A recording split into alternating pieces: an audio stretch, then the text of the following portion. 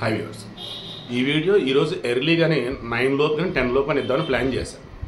కానీ ఎందుకో ఒకసారి సజ్జల రామకృష్ణారెడ్డి మాటలు విన్నాక ఎక్కడో ఏదో నాకు తేడా కొట్టింది. ఏంటి ఆ తేడా? ఏంటి అసలు విషయం?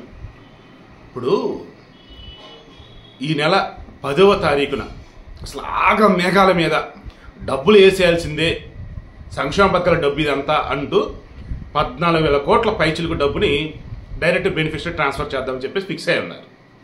కానీ ఎన్నికల కమిషన్ అబ్జెక్ట్ చేసింది. వాసవి ఆన్లైన్ సర్వీసెస్ మా వద్ద పాస్పోర్ట్ వీసా సర్వీసెస్ కలవు. వీసాలో 99% అప్రూవల్ సక్సెస్ రేట్ ఉంది. Please contact 8019482544. ఇవి ఏ పథకాల డబ్బులు? నిన్నవా మొన్నవా? లేదండి, జనవరి 1 నుంచి అండి. జనవరి 1 నుంచి మీరు బట్టలు నొక్కుతా కూర్చున్నారు. జనవరిలో, ఫిబ్రవరిలో, మార్చి 16 తర్వాత ఎన్నికలు కూడా అమల్లోకి వచ్చింది. మీరు మార్చి 16కు ముందు ఇన్ని నొక్కారు కదా బట్టలు, మరి డబ్బులు ఎందుకు ఇలా అంటే అండి ఏంటి ఎక్స్ప్లెనేషన్ ఇవ్వండి అన్నారు. దెన్ ఎన్నికల కమిషన్ ఇచ్చిన ఎక్స్ప్లెనేషన్ చూస్తే వాళ్ళు షాక్ అయ్యారు. ఈ 3 నెలలు అండ్ ఏప్రిల్ ఆల్సో, మొత్తం 4 నెలలు వాంటెడ్గా కావాలని డబ్బులు ఉన్న డైరెక్ట్ బెనిఫిషరీ ట్రాన్స్ఫర్, అంటే ఏవైతే సంక్షేమ పథకాలు బటన్ నొక్కాను మీకు డబ్బులు వచ్చినాయి, నాకు ఓట్లు అని జగన్మోహన్ రెడ్డి అంటూ ఉన్నాడో దానికి సంబంధించి డబ్బులు ఉన్నాయి ప్రభుత్వం దగ్గర. కానీ బటన్ నొక్కిన దాని తాలూకు ఎవరైతే అర్హులు ఉన్నారో వాళ్ళకి డబ్బులు పోలా. వీళ్ళు డబ్బులు వేయలే. ఎందుకు? ఎన్నిక మే 13 కాబట్టి మే 10, 11, మే 9 అప్పుడు డబ్బులు వేసామనుకోండి, ఏకంగా వేలల్లో డబ్బులు మన అకౌంట్లో పడ్డారా, జగన్మోహన్ రెడ్డి వల్ల ఇదంతా ఆయన జేబులో డబ్బులు రా, మహానుభావుడు రా, దానకరుణుడు రా అని ఫీల్ అయిపోయి ఓట్లు వేస్తారు కదా అన్నంత ఇది పక్క స్కెచ్ అన్నమాట. ఇదే విషయాన్ని హైకోర్టుకి ఎన్నికల కమిషన్ చెప్పింది. ఎన్నికల్లో లబ్ధి పొందాలని ఈ రకంగా చేస్తూ ఉన్నారు, కరెక్ట్ కాదు.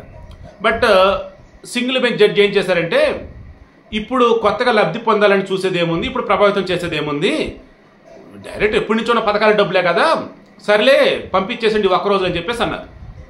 9 midnight నుంచి ఇక ఆర్థిక శాఖ అధికారులు, డిపార్ట్మెంట్లో వాళ్ళు వీళ్ళు నెమ్మదిగా ఇక డబ్బులు వేయడానికి మొత్తం రెడీ అవుతూ ఉన్నారు. ఏమంట్లో ఎన్నికల కమిషన్ మరలా ఎక్స్ప్లెనేషన్ అడిగింది. ఇప్పటికిప్పుడు ఇవ్వాల్సిన అవసరం ఏముంది? ఇప్పుడు మే 10 కదా, ఎన్నిక 13 కదా, 14వ తారీఖు నుంచి వేయండి, 2-3 రోజులు ఆగండి అని చెప్పేసి వాళ్ళు అన్నారు. దీంతో మరలా మరికొంతమంది అధికారులు ఏం చేశారు, హైకోర్టు ఇచ్చిన గైడ్లైన్స్లో ప్రాపర్ ఆదేశాలు లేవు, ఎన్నికల కమిషన్ ఏమో వైలేషన్ ఆఫ్ కోడ్ అంటుంది, ఆగండి అంటుంది. ఎన్నిక అయ్యాక హ్యాపీగా వేసుకోండి, ఇన్ని రోజులు ఆగారు, నెలలు ఆగారు, 2-3 రోజులు ఆగలేరని వాళ్ళు అంటున్నారు, ఏదో తేడాగా ఉందని చెప్పేసి అనుకున్నారు. ఈలో మరలా కోర్టుకి వెళ్ళి దానికి ఎన్నికల కమిషన్ మొత్తం ఎక్స్ప్లెయిన్ చేసింది. వాంటెడ్గా వీళ్ళు ఇదంతా చేస్తున్నారు, ఎట్టి పరిస్థితుల్లో కూడా ఇక్కడ వీళ్ళకి ఈ పథకాలకి డబ్బులు వేసేదానికి సంబంధించి పర్మిషన్ ఇవ్వద్దు అని చెప్పేసి ఇక ఫైనల్లీ ఇక ఎన్నికైన తర్వాత అన్నట్టుగా ఫిక్స్ అయిపోయారు. అప్పుడు మరలా ఈ వైసీపీలు మొదలెట్టారు. వాలంటీర్ల చేత ఇంటింటికి వెళ్ళి పింఛన్లు ఇప్పకుండా ఆపింది టీడీపీ వాళ్ళు, జనసేన వాళ్ళు.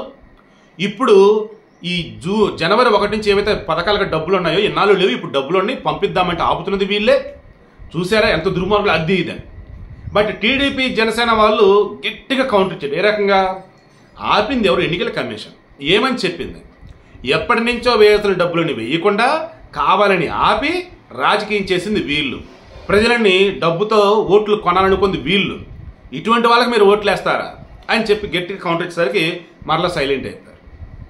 ఇక ఎన్నికలు అయినాయి కదా, మే 13 ఎన్నిక అయిపోయింది. ఇక మే 14 ఎర్లీ మార్నింగ్ డబ్బులు పడతాయని చెప్పేసి చూశారు, పడలా. మే 15 డబ్బులు పడతాయని చూశారు, పడలా. ఇక దాంతో మొత్తం సోషల్ మీడియా అంటే ఒకటే పోస్టులు. ఎన్నికలకు ముందు మే 10న హడావుడిగా అంత రెడీగా ఉంది, ఇక బటన్ నొక్కితే డబ్బులు పడిపోతే హడావుడి చేశారే. ఎన్నిక అయిపోయిందిగా, అంత రెడీగానే ఉందిగా, డబ్బులు ఎందుకు పంపట్లా అని గట్టిగా ఆడుకుంటా ఉన్నారు. ఈ మూమెంట్లో ఎటు ఎన్నికల్లో ఓడిపోయేటట్టుకుంది వైసీపీ. రేపు కొత్త గవర్నమెంట్ కనుక వచ్చిందంటే వైసీపీకి అనుకూలంగా ఉన్నటువంటి కాంట్రాక్టర్లు, వాళ్ళకి సంబంధించిన బిల్లులు ఇవన్నీ ఉంటాయి కదా, పెండింగ్లో పడితే అలా వద్దు, మనకు సంబంధించి ఎవరైతే అనుకూలంగా ఉన్నారో, మన పార్టీ వాళ్ళు ఉన్నారో వీళ్ళకి చెల్లించాల్సిన బిల్లులు ఏవైతే ముందు అవి చెల్లిద్దాం, ఈ పథకాలకు డబ్బులు తర్వాత చూసుకుందాం అన్నట్టుగా అనుకున్నారని. ఆ వేళ ఆల్రెడీ నిన్న ఒక 5 సంబంధించి బిల్లులు చెల్లింపులు జరిగాయని చెప్పేసి వార్త వచ్చింది. ఇక దాంతో సజ్జల రామకృష్ణారెడ్డి వచ్చేసాడు. చిచ్చి ఏంటి టీడీపీ జనసేన వాళ్ళు అసలు బుద్ధి ఉందా లేదా, మేమే ఎన్నికలు కూడా అమలులో ఉంది, సో గవర్నమెంట్ సిఎస్ రిమైనింగ్ వాళ్ళు మొత్తం రెడీగానే ఉన్నారు, కొంచెం టైం పట్టిద్ది అంతే, డబ్బులు ఈరోజు కదా రేపు పడతాయి, కాంట్రాక్ట్ చెల్లించిందంటే దుష్ప్రచారం చేస్తారు, అద్దెనిదని హడావుడి చేశాడు. మీరు మనం మే 10వ తారీఖునే ఆంధ్ర పడితే హడావుడి చేశారు కదా, ఇప్పుడు 14, 15 2 రోజులు అయిపోయింది, ఇంకా ఏందని అడిగాను తప్ప నిన్ను ఎవరే అనలేదని చెప్పేసి గట్టిగా వేసుకున్నారు. ఇక దాంతో ఒరే బాబు అసలుకే మోసం వచ్చేలా ఉందని ఈ ఆసరాకి దాదాపు 6,300 కోట్ల చిల్లర ఎంతో ఉంటే 1,480 కోట్లు ఎంతో రిలీజ్ చేశారు. ఫీజు రీయింబర్స్మెంట్ విద్యా దీవెన దాని కింద 780 కోట్లు ఎంతో రిలీజ్ చేయాల్సి ఉంటే 400 కోట్లు ఎంతో రిలీజ్ చేశారు. ఈ రెండే. ఇక మిగతా మొత్తం లిస్ట్ తెస్తే 14,000 కోట్లు రిలీజ్ చేయాలి. వీళ్ళు రిలీజ్ చేసిన ఎంత తిప్పి కొడితే 2,000 కోట్ల రూపాయలు లోపు. ఏంది ఇదంతా అంటే ఇంతే, ఇంకా ఎన్నిక అయిపోయింది, ఇంకా ఓడిపోతారని చెప్పేసి ఆల్మోస్ట్ అర్థమైపోయింది వైసీపీకి. దెన్ అరే మనోళ్ళకి ఇవ్వాల్సిన బిల్లులు చెల్లించుకుందాం. దెన్ సిఎస్ ఎవరు, జవహర్ రెడ్డి. సో ఆయన ఇదిగానే కదా మొత్తం జరగాల్సింది, ఇంకేముంది, దాని దగ్గర ప్లాన్ మొత్తం రెడీ చేసుకున్నారని చెప్పేసి టీడీపీలు ఇది. బట్ వైసీపీలు మాత్రం చచ్చా ఏం మనుషులు మీరు, ఆల్రెడీ ఈరోజు పడ్డాయి కదా, ఈ 2-3 రోజుల్లో పడితే ఆగండి అని వాళ్ళు. సో అంతేకాని సింపుల్గా క్లోజ్ చేస్తున్నా చూడండి. జగన్మోహన్ రెడ్డి అనబడే వ్యక్తి డే 1 నుంచి కూడా అతను నచ్చినట్టు చేసుకుంటూ పోతున్నాడు పరిపాలన. అతని పరిపాలనని ఎవడు అండు, దట్స్ నాట్ అడ్మినిస్ట్రేషన్ అసలు ఎవరు అంటారు. ప్రజావేదిక కోల్చడం ఏంటో, పోలవరం రివర్స్ టెండరింగ్ ఏంటో, 3 రాజధానులు 3 ముక్కలాట్లు ఏంటో, అన్నమయ్య ప్రాజెక్టు ఆరానికి కొట్టుకుపోతే 1 yearలో నిర్మిస్తామని చెప్పిన తర్వాత దాని టెండర్ కూడా పిలవకపోవటం ఏంటో, అధ్వానంగా రోడ్లు ఉంటే మీకు రోడ్లు బో పెడతాయా లేదంటే వచ్చే పథకాల ద్వారా మీరు బోదేంటారని చెప్పేసి ఆ ఎమ్మెల్యే అనటం ఏంటో. ఏంది అడ్డగోలు చెత్త పనులు అంటే, చెత్త పన్ను ఎవడైతే కట్టడో వాడి ఇంటి ముందు చెత్త ఏంటని చెప్పేసి ఆ మంత్రులు అనటం ఏంటో.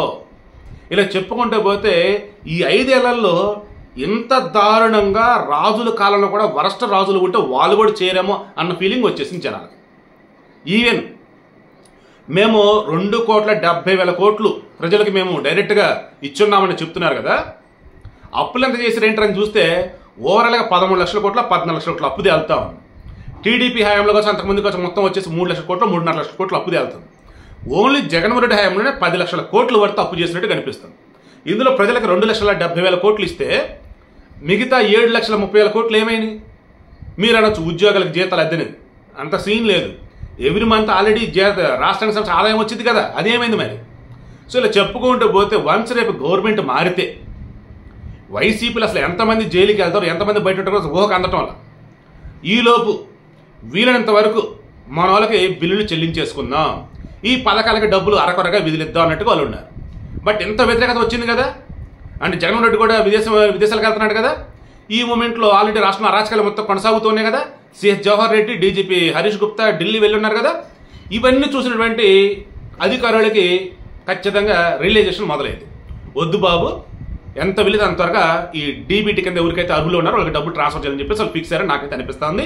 సో ఈ 2 రోజుల్లో డబ్బులు కనుక పడితే గుడ్, పడకపోతే మాత్రం ఆ డబ్బులు ఈ వైసీపీకి అనుబంధంగా లేదన్నప్పుడు వారికి ఫేవర్గా ఉండే వారికి ఎవరైతే ఉన్నారో వాళ్ళకి చెల్లించాల్సిన బిల్లులు ఏవైతున్నాయో అటు మాత్రం చక్కగా వెళ్ళిపోతుంది.